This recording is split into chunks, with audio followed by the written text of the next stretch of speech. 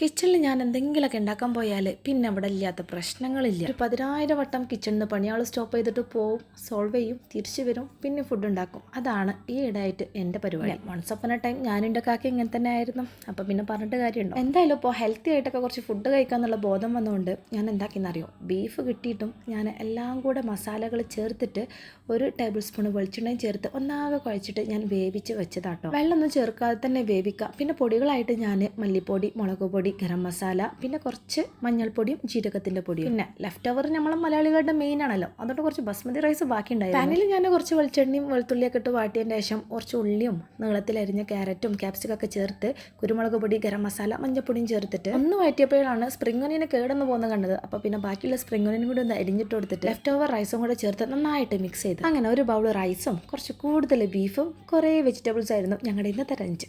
അപ്പോൾ bye bye.